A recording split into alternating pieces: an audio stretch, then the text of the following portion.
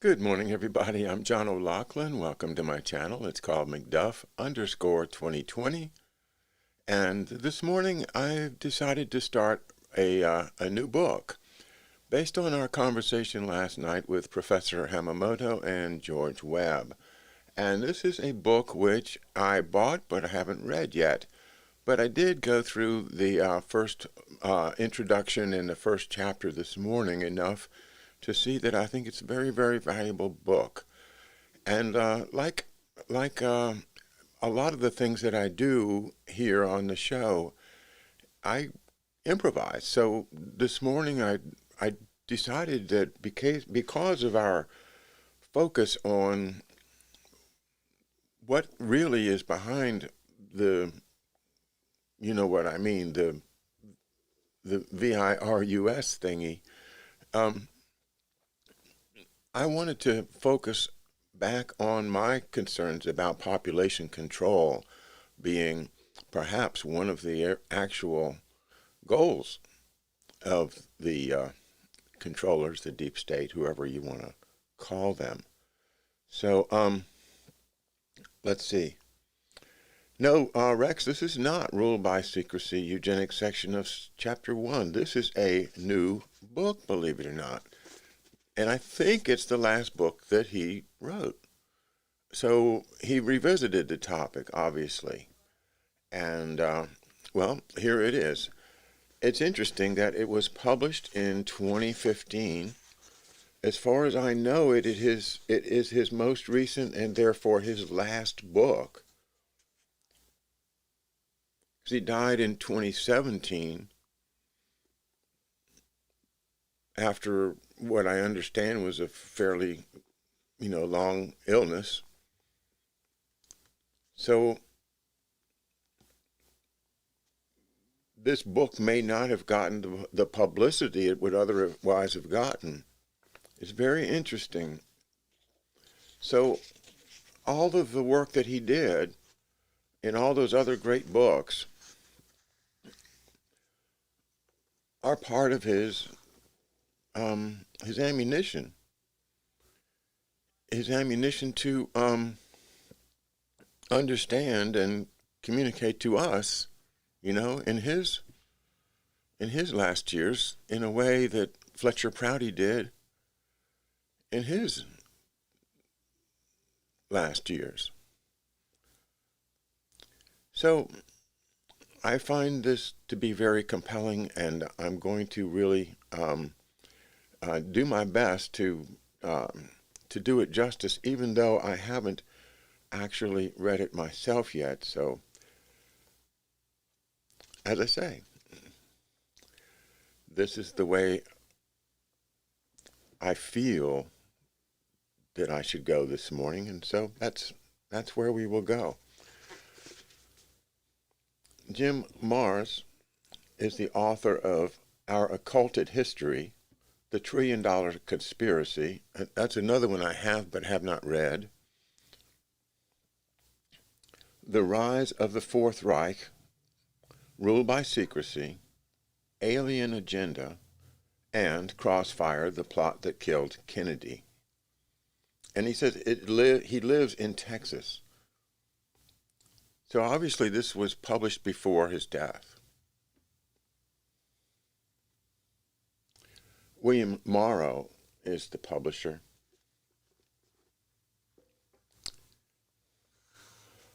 Okay, so hang on to your seats. Here we go. Introduction. Once upon a time, a great nation became a self-destructive society. Most people throughout history have been happy just to be alive. They have sought, in the words of the Declaration of Independence, quote, life, liberty, and the pursuit of happiness. Many Americans now recognize how far we have strayed from this ideal.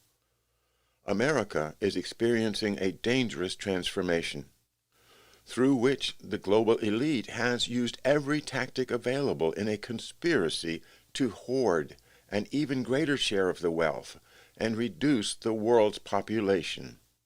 And it is working. Many Americans have been drawn not toward life, but toward servitude and death. In America and in the world as a whole, entire populations have been culled for profit and control.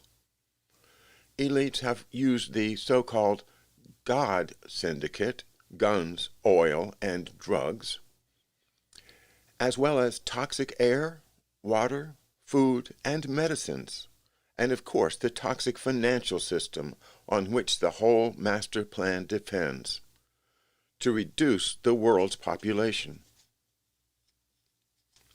This is due to the belief of the global elite that the basis of all the world's problems is overpopulation, just too many people using the Earth's limited resources. Guns, oil, and drugs are the top 3 revenue-generating commodities in the world today, and they form the financial backbone of the global elites. All 3 are trafficked internationally, generating huge profits for those who control them, and are becoming ever more important in today's economy. America has gone to war for oil, supplied its military, not to mention its private citizens, with firearms, and been complicit in a global drug trade. And behind the scenes, a wealthy elite has profited tremendously from all 3.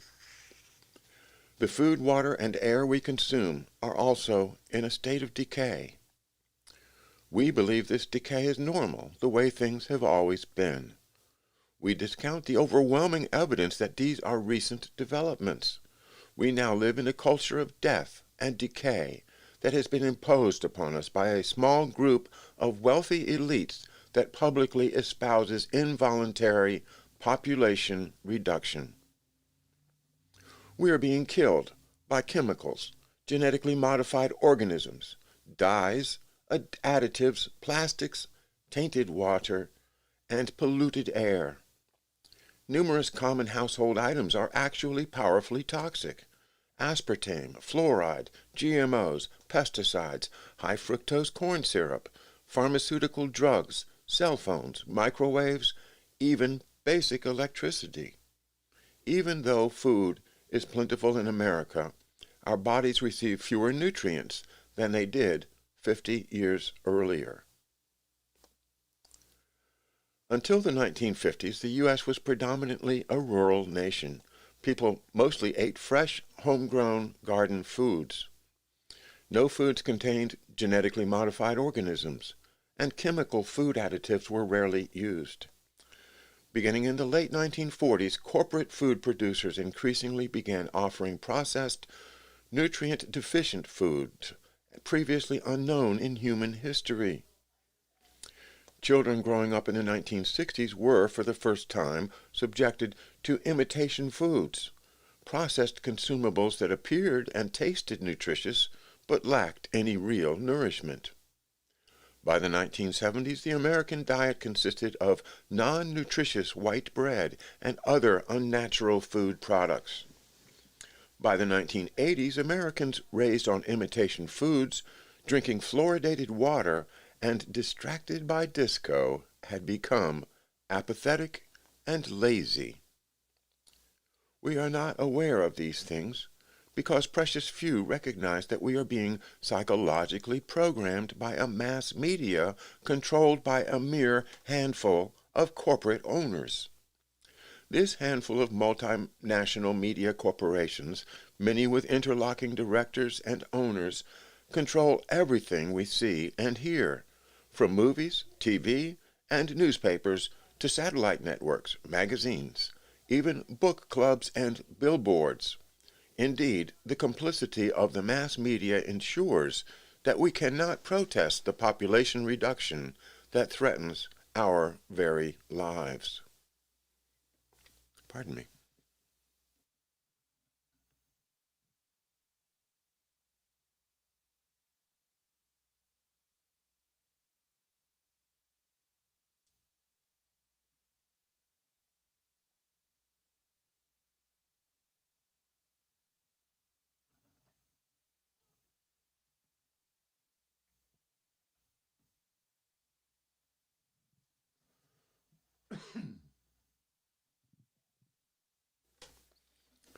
In fascist Italy and Nazi Germany, the state gained control over the corporations. In modern America, corporations have gained control over the state. The end result is the same. Giant corporations, owned by a small globalist elite, have thrived often by deceptive and illegal practices. In 1952, corporations accounted for 32% of federal tax revenues. By 2013, this number was less than 10%. In that same year, 46 U.S. corporations were blacklisted for corruption by the World Bank, and these corrupt tactics create wealth for only a select few.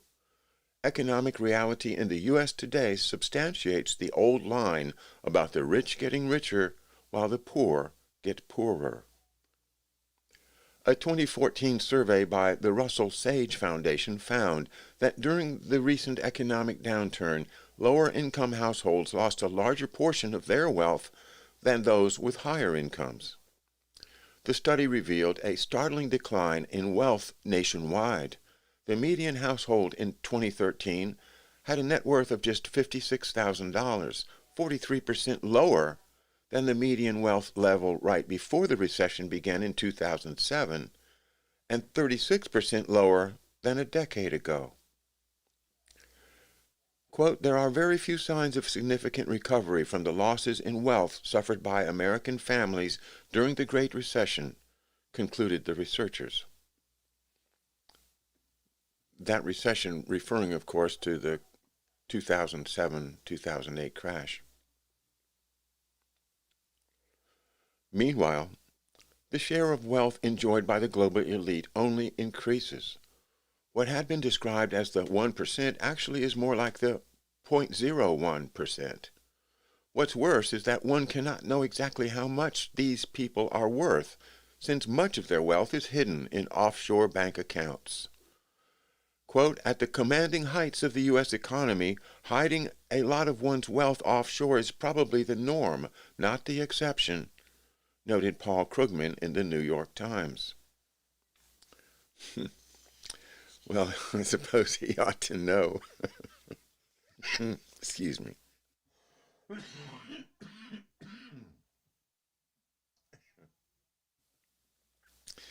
It's a brilliant quote the enemy against them, isn't it?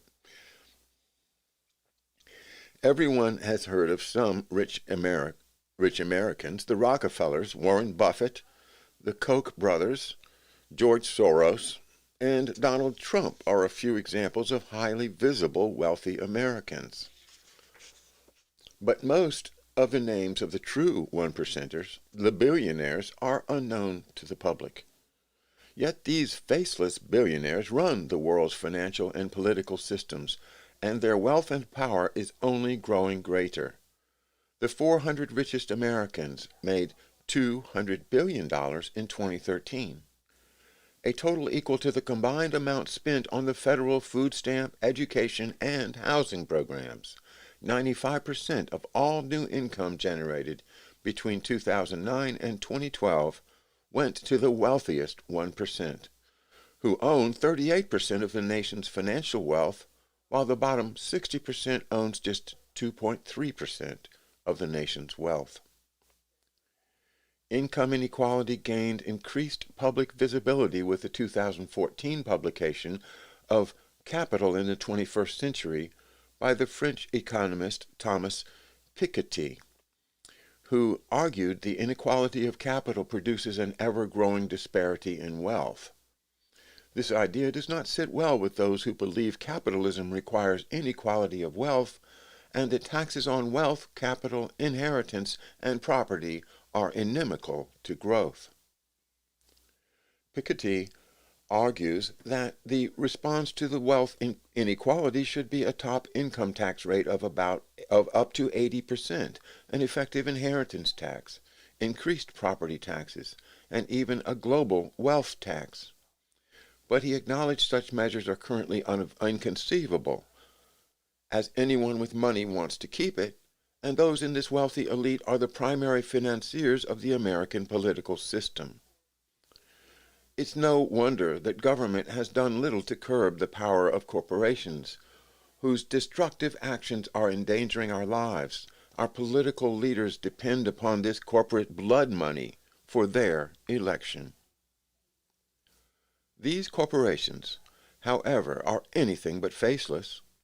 Every company is owned and operated by individuals, men and women with names and addresses. These persons have family, friends, and private lives. Collectively, they call themselves globalists, men and women who have a right to dominate based on wealth, heritage, and bloodline. They view the entire planet as their private playing field.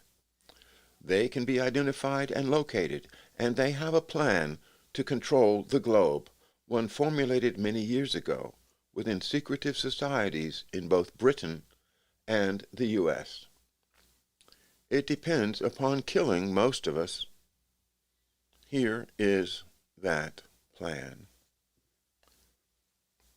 Well, that is the introduction to population control, how corporate owners are killing us. So I'm going to stop there, and I have to confess to you, last night's show was so intense. I was up quite late just following up on some research and thinking about so many of the interesting connections that were made by Professor Hamamoto. I love the Lego analogy. And of course, George's incredible research and the terrific news that Sidney Powell has acknowledged George's work by retweeting his tweet in one of his great tweet threads that identifies Otpor and the Serbians and the Serbian government. And so we know that George's work is in the hands of Sidney Powell. So much to be hopeful about. It's the 18th today, so we are hoping that we get some kind of a drop from Mr. Ratliff. But I think President Trump has a plan either way, as he certainly does with regard to Chief Justice John Roberts.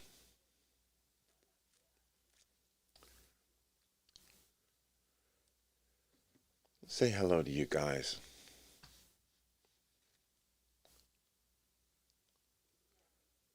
Let's see. Terpene Taster, they got rid of Mars right before Trump.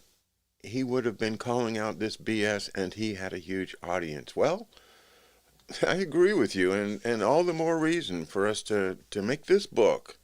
Buy it. Go over to Amazon. I know you don't want to use Amazon, but that's the fastest way, and certainly I would imagine his estate would be very grateful, whoever his heirs are. So yeah, let's make this book a vehicle to educate other folks with. It's great. It's just like, when they get rid of Paul Robeson, as I was talking about yesterday. Now, he's a martyr. He's immortal. He will never, ever be forgotten. Ever.